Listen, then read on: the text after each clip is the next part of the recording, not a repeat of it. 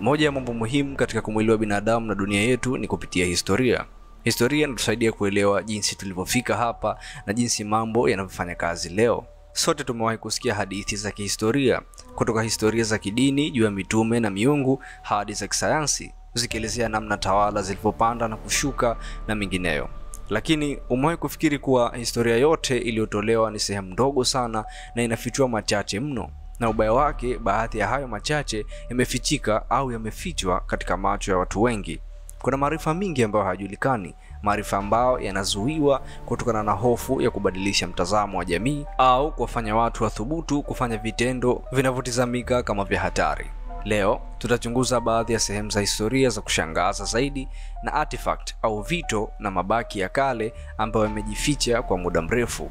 Mambo ambayo yanaweza kubadilisha vile tunavyoiona dunia yetu wakati tunalinganisha na dunia ya kale. Endelea kutizama kwa sababu leo tutafunua baadhi ya siri za ajabu ambazo huenda zilikuwa macho yetu kwa muda mrefu, na labda kuna mengi zaidi kuliko tunavyofikiria. Hapa ndugu, ni Gizani.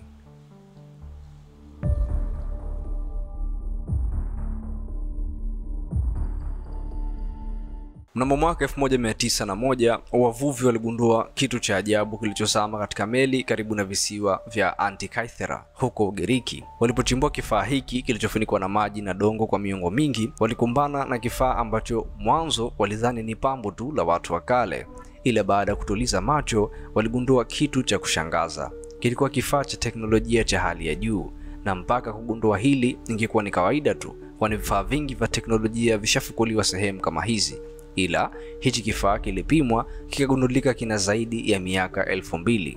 Mtazamaji, kwa asifahamu, kwa elimu yetu ya sasa tunajua kuwa teknolojia hasa imeanza miaka 200 nyuma na sio 2000, na kifaa hichi kilifanya kazi kama kompyuta ya kisasa kwa mahesabu kilichopigiwa kifanye. Kifaa hichi chenye jina la Antikythera mechanism kilikuwa na uwezo wa kufuatilia harakati za sayari na nyota kwa usahihi mkubwa. Hii ilikuwa ni teknolojia ambayo haikupaswa kuwepo wakati huo wa zamani, teknolojia ambayo wengi wetu tunadhani ni ya kisasa tu, ambayo inawezekana kupitia kompyuta zenye kutumia umeme na kufanya mahesabu ya hali ya juu ili kuweza pata majibu. Na ndipo swali linapozaliwa, kuwa nani mwanzilishi aliyeunda kifaa hiki cha ajabu? Jamaa huyu au watu hawa walikuwa wana maarifa kiasi gani? Je, wamepotelea wapi mpaka sasa vitu hivi tumekuja kuvivumbua tena? Pia maarifa mangapi yameshapotea tusiyoyajua?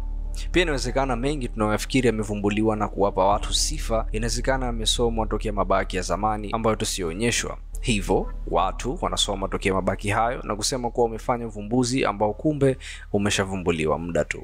Fikiria hili, kama miaka 2000 iliyopita kulikuwa na uwezo wa teknolojia kufuatilia sayari na nyota kwa usahihi mkubwa, je, mangapi mengi wamefanya watu hawa tunawadharau tukawaita watu wa kale tu? Katika mwaka 1938 mtaalamu mmoja wa Ujerumani aligundua kifaa cha ajabu kilichozikwa katika udongo wa Baghdad huko Iraq. Kifaa hiki kilikuwa na chombo cha udongo kilichokuwa na mabano ya shaba na chuma ndani yake. Kitu cha kawaida kwa muonekano wake, lakini kiligundulika kuwa si cha kawaida hata kidogo, na kina uwezo ambao sote tunajua kuwa umeweza kutumika miaka michache hapo nyuma, kwani kifaa hichi kilionekana kuwa na uwezo wa kuzalisha umeme. Narudia tena kusema kuwa sote tunajua umeme ni teknolojia ya kisasa, ni mambo ya hivi karibuni, lakini kifaa hiki kilikuwa na uwezo wa kuzalisha umeme miaka 2000 iliyopita, na kimepewa sifa kuwa ni aina ya betri ya zamani. Na kuna ushahidi kuwa kifaa hiki kilikuwa kikitumika kwa madhumuni kama vile kupaka dhahabu juu ya sanamu au vitu vya dhahabu kwa njia ya umeme, au kwa neno la kitaalamu electroplating, shughuli ambazo tulizani zilifanyika kwa mkono tu. Mbali na matumizi ya electroplating, baadhi ya nadharia zinapendekeza kuwa kifaa hiki kilitumika kwa madhumuni ya matibabu kama vile electroacupuncture. Hii ni tiba ambapo umeme mdogo hutumika kupitia sindano za acupuncture, ambayo ni mbinu ya jadi ya Kichina kuingiza sindano katika maeneo maalum ya mwili ili kusaidia kutibu maumivu au matatizo ya kiafya. Pia baadhi ya wataalamu wanadhani kuwa kifaa hiki kilikuwa chombo cha kuhifadhi maandiko matakatifu kutokana na muktadha wa kijiografia na kihistoria wa eneo hilo. Mtazamaji, hiyo matumizi yake yoyote yale, jambo moja hakika liko clear na linashangaza. Vipi kifaa hichi kinaweza zalisha umeme kwa kipindi hicho? Je, mangapi mengine tusiyoyajua ambayo yamewezwa fanywa zamani? Katika karne ya 3 kabla ya Kristo, huko Alexandria, Egypt, kulikuwa na majengo ya kifahari ambayo kwa pamoja yalijenga maktaba kuu ambayo ilijulikana kama kitovu cha maarifa ya kale duniani. Hapa maandiko kutoka tamaduni za kipindi hicho na zilizopotea zilikusanywa. Maelfu ya hati muhimu kutoka kwa wahandisi, wanahisabati na wafalsafa wa kale zilihifadhiwa katika maktaba hii. Lakini baada ya miongo kadhaa, maelfu ya hati hizi zilipotea kwa njia ambayo bado haieleweki mpaka leo. Katika maktaba hii yaliwekwa maandiko muhimu ambayo yanaweza kuwa yalikuwa na ramani za maeneo yasiyojulikana, teknolojia za kale na hata maarifa ya matibabu ambayo hatuyafahamu. Hii ni mifano michache ya maelfu ya maandiko yaliyojumuishwa kwenye maktaba hii. Hichi ni kipindi cha watu waliokuwa na maarifa ya kina. Hata hivyo, maktaba Alexandria ilikumbwa na matukio ya ajabu. Mfululizo wa matukio yaliyotekelezwa kwa miongo kadhaa, huku maelfu ya maandiko yakiteketea kwa moto na kivuli cha vita. Katika mwaka 48 kabla ya Kristo, Alexandria ilikumbwa na vita vya Caesar kutokea Urumi, au sisi tunamfahamu kama Kaisari. Katika vita hivi, Julius Caesar aliamuru mji wa Alexandria kupigwa moto, moto ambao umevaa maeneo mingi ikiwemo maktaba, ambapo taarifa nyingi ziliteketea kwa sababu ya moto huu. Kisha tukienda mbele, mwaka wa 391 baada ya Kristo, mfalme Theodosius wa kwanza alichukua hatua kali pia. Kwa lengo la kuteketeza tamaduni za kipagani, alipelekea kuharibu sehemu ya maktaba hiyo kwa mtindo wa kubadilisha historia kwa imani za kidini. Pia baada mashambulio haya makubwa, mengine madogo madogo yalifuata. Mashambulizi yote yakitengeneza maswali: je, huu ni uharibifu wa makusudi au ni bahati mbaya? Kwani hapa kulianguka maarifa ambayo yanaumiza wengi, kwani yangetupa ukweli mkubwa wa nini kilitokea zamani. Sasa tumebaki tu kuagulia. Haya yalikuwa ni maarifa ambayo ni daraja baina ya historia tuliyokuwa nayo na historia tuliyoipoteza. Ndio maana wengi wanafikiria kuwa labda hii ilikuwa ni mission ya watawala hawa kuficha walichokificha na kuacha machache ambayo yatabakisha watu chini kielimu. Kusema kweli, jibu la kweli halifahamiki, lakini mashambulio haya yanatatiza. Hivyo mtazamaji, naomba maoni yako kwenye comment. Unadhani nini hasa hapa kilitokea? Fikiria jiji lililokuwa na maendeleo makubwa, la ajabu na ambalo lilionekana kama utopia au sehemu yenye amani na furaha ya hali ya juu, mahali ambapo maarifa na utamaduni vilistawi. Hii ni hadithi ya Atlantis, utawala ambao kwa mujibu wa maandiko ya kale ulipotea bila kuacha alama yoyote. Hadithi ya Atlantis inatoka kwenye maandiko ya mwanafalsafa wa Kigiriki Plato katika kazi yake Timaeus na Critias. Plato anaelezea Atlantis kama taifa lenye nguvu lililozunguka nguzo za Hercules, sehemu tunayoita sasa kama mlango wa Gibraltar. Plato anasimulia jinsi Atlantis kwa usanifu wake mkubwa na teknolojia yake ya juu ilivyoshindwa kupata kibali cha miungu na hatimaye kuzama baharini kwa siku moja na usiku mmoja wa bahati mbaya. Ingawa hadithi ya Plato ndiyo yenye maelezo ya kina zaidi, wazo la taifa kubwa lililoishia na kupotea halipo tu katika mitholojia ya Kigiriki.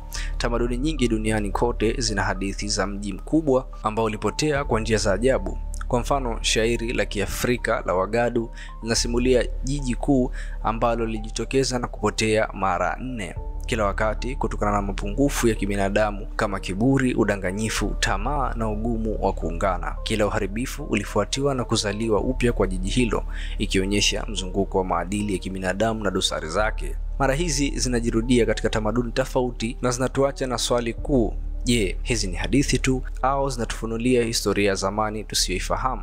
Historia ya mji ambao kwa mujibu wa maelezo utakuwa na teknolojia kubwa na mafanikio ambao hakuna taifa sasa linaweza sema linagusa. Je, inawezekana vipi kuwepo taifa hili kipindi hicho nyuma sana na zamani? Hadithi ya Atlantis inatufundisha mengi, ikiwemo udhaifu wa mataifa kupanda na kushuka. Pia inagusia tena juu ya historia zilizopotea na mengi ambayo tumeyakosa sasa au tunadhani hayakuwepo kale. Mtazamaji, ikiwa unataka kujua zaidi kuhusu elimu za kale na matukio, jibebee kitabu cha Hidden Histories and Lost Civilization, kwani kuna siri hizi nyingi sana, kutoka siri za uundaji wa mali kupitia alchemy mpaka utawala kubwa zenye ujuzi ambao utamfunua yote yule atakayezifahamu. Kopi ni shilingi 5,000 tu ikiwa katika lugha ya Kiswahili. Mtafute WhatsApp kwa namba hiyo ili kujipatia kitabu hicho.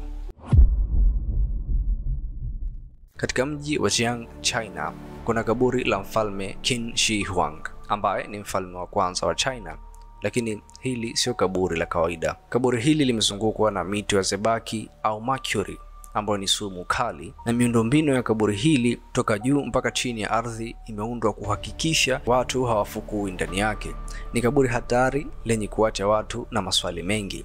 Kaburi hili linachukuliwa kuwa moja ya maeneo yenye siri kubwa duniani na hakuna mtu anayeweza kusema kwa hakika kilichozikwa humo ndani. Wataalamu wanakisia kwamba ndani ya kaburi kuna vitu vya thamani, dhahabu, almasi, mali nyingine, pia teknolojia ya zamani na hata maarifa ya kale ambayo yanaweza kubadilisha historia yetu. Ila sasa shida inakuja kwamba serikali ya China inakataza uchimbaji wa kaburi hili, na sababu yao inafahamika, kwani anaheshimu mfalme huyu wa kwanza wa nchi yao. Ila watu wengine pia bado wanahisi kuna jambo deep zaidi, labda kuna siri kubwa zinazofichwa humo, na wengi wanaamini kuwa kuna kitu kinachoweza kubadilisha mtazamo wetu kuhusu historia kabisa na kufunua pia ukweli mwingine uliojificha humo. Ndiyo maana China wanafungia kufukua kaburi hilo. Just imagine nini kitafukuliwa humo kama itatoka ruhusa siku moja.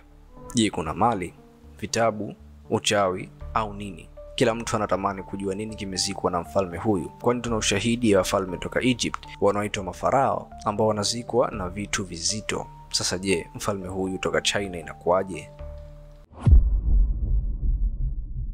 Hivyo basi, haya ni baadhi ya maeneo na vitu vya ajabu ambavyo vinatia shaka na kutufanya tujiulize kuhusu historia ya kale.